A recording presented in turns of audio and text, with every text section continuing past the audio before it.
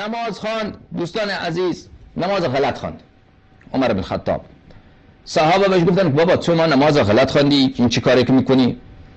گفت که من والله چی کار کنم، من یک قافله از شام حرکت کرده بود آمد در مدینه، من رفتم این قافله مالای اینا تقسیم کردم، فکرم اونجا بود، لذا این نماز از پیش من خراب شده، بیاید از سر بخوانیم. بعد امر کرد دوباره اذانم گفتن نماز از سر خواندن که در حال نماز این شخص فکرش اونجا بود. اون نماز دیگرت قبلیت که در اون حمد و سوره نخواندی، او را چرا اعاده نکردی؟ عمر بن الخطاب او را از مردم پرسیدی که بله آیا رکوع سجود من تمام بود؟ اونا گفت تمام بود. نمازم اعاده نکردی، اینجا آمدی اعاده کردی. یک روز دست داخل تنبانت میکنی وسط نماز، یک روز میای شروع میکنی به کیک کشتن و شپش کشتن در وسط نماز، یک روز میگی که من قافله رو مال قافله رو تقسیم کردم، امروز فکرم اینجا بوده، حمد و سوره زیاد.